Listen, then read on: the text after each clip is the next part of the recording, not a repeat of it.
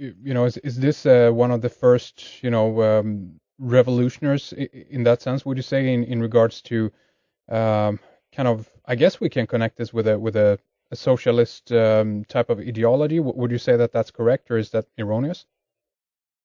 No, that's correct. That's even before the French revolutionaries were preaching it to the Jacobins were preaching this stuff. It was him who started it, and what he did was he took the teachings of Rousseau and a few others that were preaching the egalitarian virtue, primitivism, and social revolutionary egalitarianism, equality, liberty, and back to the primitive origin of man, and dispense with the kings and rulers.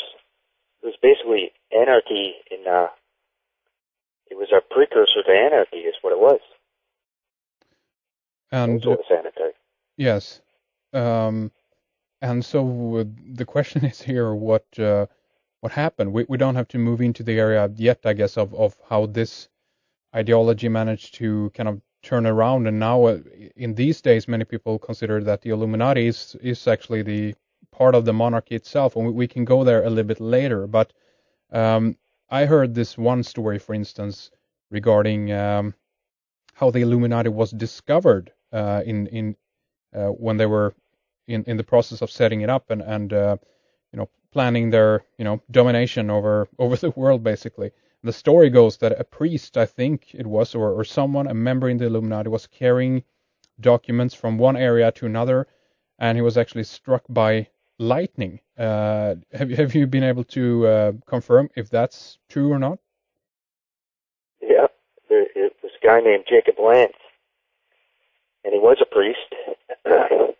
They actually indoctrinated many priests. Priests are one of the most prominent members.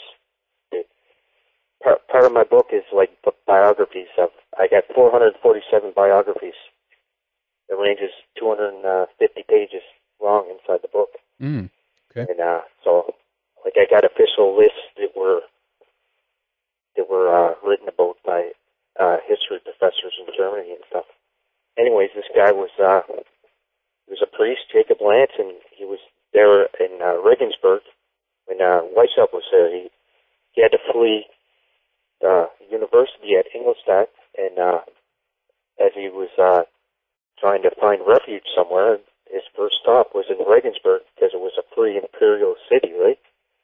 So kings or dukes didn't have any control over it. It was only the emperor that had say what happened within a free imperial city. So he stayed there for a while and tried to think about what he was going to do next.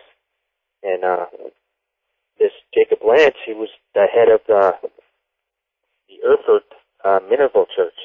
So he was indoctrinating people. He was like the head of the actual Minerval Church itself. So he was privy to the secrets. And when he was on a mission, he was going from, I forget where he was going from. Anyways, his destination was going to be Silesia or Silesia. Mm-hmm. I don't know how you pronounce it. Anyway. Mm-hmm. And on his way, he stopped there in Regensburg to talk to Weishaupt, and I guess Weishaupt gave him his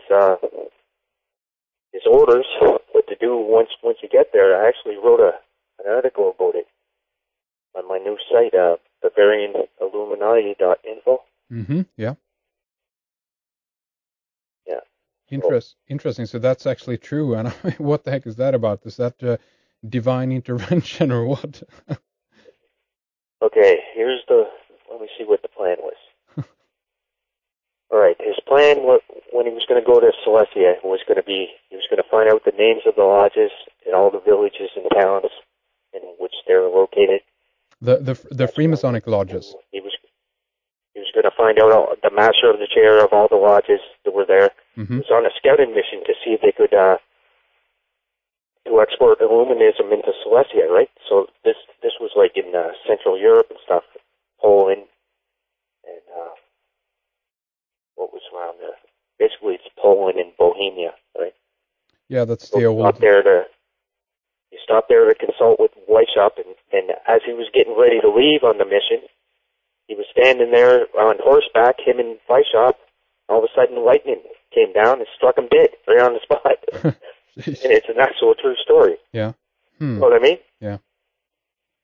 And so when his body was taken back to his diocese, which was in Erfurt, they found sewn into his clothes the plans that probably Weishaupt gave him. And like the article I wrote, I talk about the plans of exactly what the plans were. He was going to go to seek out all the lodges in the area, and he was going to find out what they knew about the Illuminati and what they thought about the Jesuits, and are they against the Jesuits and like they are and stuff. Basically a recruiting mission. Plus on top of that, there was a list of members as well. So, and this was after the second edict. It was written against the order by the Bavarian elector. So when they found that out, it was proof positive that they were still continuing the intrigue, right? Yes.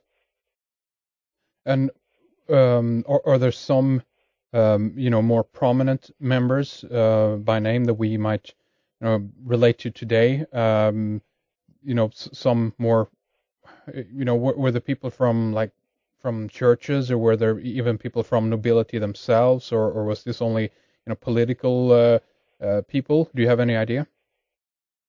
Yeah, I got 447 bios. And, so yeah, there's 250 pages. Okay. Basically, there's all kinds of nobility. There's basically most of them are Baron von whatever. Okay. Or Duke von or Count whatever. But isn't that what happened was there was pardon? Sorry, continue. Yeah, I was just going to say what happened was when Baron von Knigge, right? Yes. Like when he was initiated, he was like a high-ranking member of strict observance Freemasonry already, which believed in Templar origin of Freemasonry. And so he was already well connected with everybody and basically knew all the high-ranking ones. And back then, all the nobility joined Freemasonry, right? So when the Congress of Wilhelmsbad was convened in 1782, the reason why they even convened the conference was to either adhere to the teachings of strict observance and confirm that they were actually descended from the Templars and everything, mm-hmm. or actually to ban it outright and replace it with something else. So what they did was they came to the conclusion was all just made up. And so they did. They banned the teaching of strict observance, but Knigge was there with Ditfurth too. He was another high-ranking member. So what they did was they snatched up all the members, and they said, "Okay, we got another order here," and they explained what it was, and everybody started joining this one. So from there, in the mid 1780s, the membership just exploded through the roof. It was like, less than 100, and in even less than a year, it was up to 1,000, and then 2,000, and then 3,000. Mm-hmm. But a lot of them were nobility. But that's very strange, though, isn't it? Because if they were from the beginning, if they were setting out to, destroy the current, order, basically, of how things were being run back then, why would nobility go and join an order like that? I don't get it. That's right, because, they were only taught that at the very highest degrees, the greater mysteries of the Illuminati. When they were finally taught the real teaching of what was going on, it was all one big conspiracy. They wanted a revolution, get rid of kings, queens, whatever.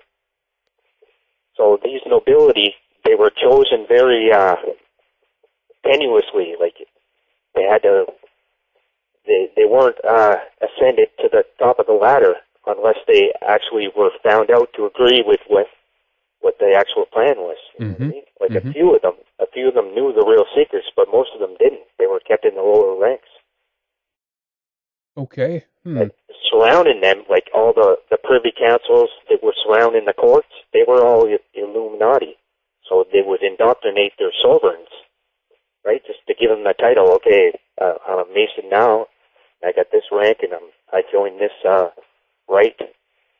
So I'm going to join another one called the Illuminati. Basically, they didn't know what was going on. Okay. Well, would you say that Adolf Knigge was one of these people who managed to get the nobility to join in there, because someone must have started to spread the word about it, to spread the propaganda of what it was about, right? Yeah. Basically, what was going on was there was two competing systems that were going on at the same time.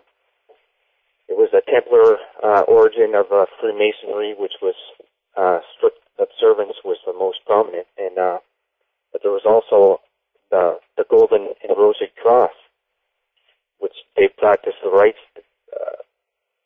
that were descended from the actual Fama Fraternitatis in the 1600s and stuff. So they were competing for initiates as well, and basically there was a fight that was going on, people trying to initiate each other in their own mystical orders or whatever. Mm-hmm. But if you're going to join the Illuminati, you pledge yourself to the Enlightenment, to the rationalists, to the French philosophers and the whole philosophy that was going on at the time. And the other guys were the mystical Martinists and the Swedenborgians and the Rosicrucians. What happened was they started learning what was going on, because they weren't allowed to be initiated into it, because they were mystics and they believed in spirituality and or mystical, just all kinds of occultist themes and hermeticism, alchemy. So basically, a fight was going on. They were trying to find out what was really behind the Illuminati order, and they would send out like directives to their different lodges strewn across Europe, and little bits were coming assuredly. And so basically, what happened? The ex-Jesuits joined with the Rosicrucians to take down the Illuminati. Mm-hmm.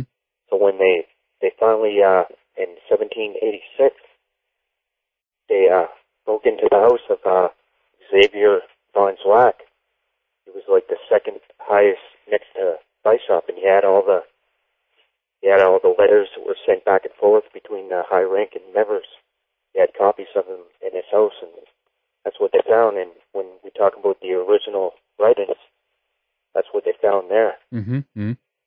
But basically, when they found that cache of letters, the original writings that were between them, they turned them over to Ignaz Frank. He was the next ex-Jesuit, who was also just happened to be the head of the Munich Circle of the Golden and Rosy Cross. Okay. So he was the one that edited the cache of like 200 and something letters and all the things that they found in the guy's house. So basically, they handed over to the ex-Jesuits and the Rosicrucians to actually, but they were the ones that were persecuting him in the first place. And a part of my book is like I translate official letters that were going back and forth between the heads of the Rosicrucians, and it shows that they were scheming, trying to bring them down the whole time. Okay, interesting, because I'm reminded of, I think there is a quote by George Washington who's mentioning the Illuminati and the fact that he basically is frightened for that this movement, the Sun Order or something that he refers to them as, has infiltrated even his government. Do you recall that? Yeah, it's basically he was saying it's the same principles as Jacobinism. So he said I do not deny that the principles of Illuminism and Jacobinism had been imported here in America. Hmm. Basically, he was right.